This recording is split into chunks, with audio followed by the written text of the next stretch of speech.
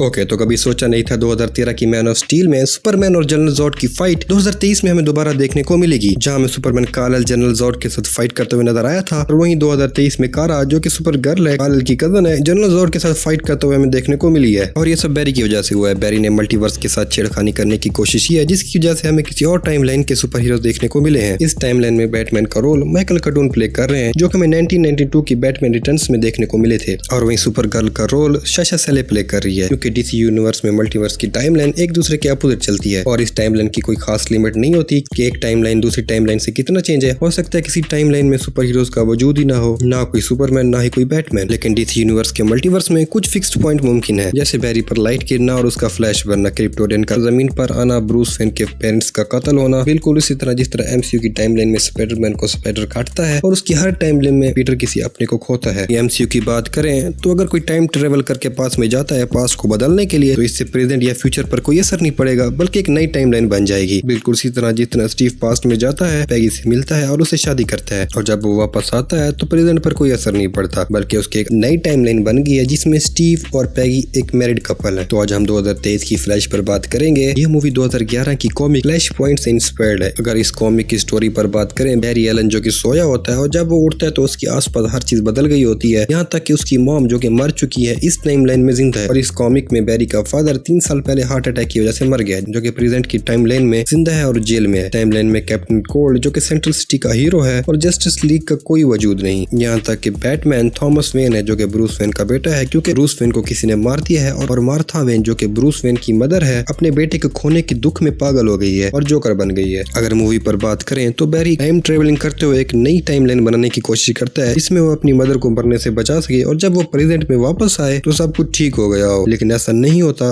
बल्कि वो 2013 की किसी टाइमलाइन में फंस कर रह जाता है। ओके, तो मूवी स्टार्ट होती है बैरी से, जिसको एल्फ्रेड कॉल करता है कि गौतम सिटी में चोरी हुई है और फ्लैश की उधर जरूरत है। और फ्लैश अपने न्यू सूट के साथ सेंट्रल सिटी से गौतम सिटी पहुंचता है और फ्लैश का न्यू सूट उसके रिंग में फिट होता है। रिंग के अंदर एक स्प्रिंग लोडेड पावर होती है, जो बटन प्रेस करने पर सूट को फोर्स से बाहर की तरफ पुश करती है। बैरी की इलेक्ट्रोमैग्नेटिक स्पीड पावर से एक थर्मल एनर्जी प्रोड्यूस होती है, जो सूट के मॉलिक्यूल्स को अनसोल्व करती है और सूट बैरी की बॉडी साइज के मुताबिक एक्सपेंड हो जाता है। जब बैरी गौतम सिटी पहुंचता है तो ब्रूस वेन उसे बताता है कैरमैन फैल्कन का बेटा Alberto falcon Gautam general lab से एक खतरनाक वायरस चुरा लाया है। कैरमैन फैल्कन जो कि 2005 की बैटमैन बिगिन और 2022 की बैटमैन में नजर आया था। दिसंबर 1997 की comic book Batman and the long Halloween में एल्बर्टो फैल्कन एक सीरियस किलर होता है, जिसको हॉलिडे किलर के नाम से भी जानते हैं। बैटमैन और वंडर वुमन इस रॉबरी को रोकते हैं, जिसमें फ्लैश भी इसकी मदद करता है। और बैरी अपनी ओल्ड हैप्पीनेस वाली मेमोरीज को याद, जिसमें उसकी माँ जिंदा होती है और उसकी एक हैप्पी फैमिली होती है, और उसके बाद वो उस मेमोरी को याद करता है जिसमें उसकी माँ मारी जाती है। लेकिन हमें मूवी में ये नहीं बताया गया कि बैरी की माँ को आखिर किसने कत्ल किया। लेकिन अगर डीसी की कॉमिक की बात करें तो बैरी की माँ को रिवर्स फ्लैश मारता है। ओके, तो मूवी पर दोबारा आते हैं, जहाँ बैरी क्रोनोबॉल बनाता है और पास्ट में जाता है, और वहीं एक डार्क फ्लैश बैरी को 2013 की टाइमलाइन में फेंक देता है और वहाँ वो अपने पास्ट वाले बैरी से मिलता है, जिसको भी फ्लैश की पावर्स नहीं मिली। और प्रेजेंट वाला बैरी जो कि पास्ट में आता है, पास्ट वाले बैरी की हेल्प करता है उसको फ्लैश बनने में। और इस फ्लैश बनने के चक्कर में हमारे वाला बैरी जो कि प्रेजेंट से पास्ट में आता है, उसकी अपनी पावर्स चली जाती हैं, लेकिन पास्ट वाले बैरी को पावर्स मिल जाती हैं। और तभी न्यूज चलती है कि जनरल जॉर्ड अर्थ को तबाह करने आ रहा है, बिल्कुल उसी तरह जिस तरह 2013 की मैन ऑफ स्टील में हमने देखा था कि जनरल जॉर्ड ने किस कदर तबाही फैलाई थी, क्योंकि उस वक्त सुपरमैन ने जनरल जॉर्ड को रोका था। लेकिन इस टाइमलाइन में कोई सुपरमैन एग्जिस्ट नहीं करता, यहाँ तक कि पूरी जस्टिस लीग इस टाइमलाइन में एग्जिस्ट नहीं करती। बैरी को ये मालूम होता है कि ब्रूस वेन बैटमैन के नाम से एक आदमी था, जिसने अभी बैटमैन का काम छोड़ा हुआ है, जिसका रोल माइकल कटून प्ले कर रहे हैं, जो कि हमें 1992 की बैटमैन रिटर्न्स में देखने को मिले थे। और बैटमैन और दोनों बैरी सुपरमैन को ढूंढने के लिए रशिया जाते हैं, जहाँ उसको किसी माफिया गैंग ने पकड़ा होता है। लेकिन इस टाइमलाइन में सुपरमैन एग्जिस्ट नहीं करता, बल्कि उसकी कजन कारा सुपर गर्ल का रोल प्ले कर रही है। और हमारा प्रेजेंट वाला बैरी जो कि पास्ट में आकर फंस जाता है और फ्लैश की पावर खो बैठता है, जिसको दोबारा पाने के लिए खुद को बिजली के झटके देता है, जिसकी मदद सुपर गर्ल करती है उसको दोबारा फ्लैश बनने में। और बैरी की टीम जनरल जॉर्ड से लड़ने के लिए जाती है, लेकिन बैटमैन और सुपर गर्ल इस लड़ाई में मारे जाते हैं। लेकिन पास्ट वाला बैरी यूनिवर्स को बचाने के लिए कई बार टाइम ट्रेवल करता है, लेकिन हर टाइमलाइन में जनरल जॉर्ड जीत जाता है। क्रोनोबॉल में जब दोनों बैरी टाइम ट्रेवल कर रहे होते हैं तो डार्क फ्लैश उन पर हमला कर देता है, लेकिन डार्क फ्लैश असल में पास्ट वाला बैरी होता है, जो कि जनरल जॉर्ड के हमले के वक्त से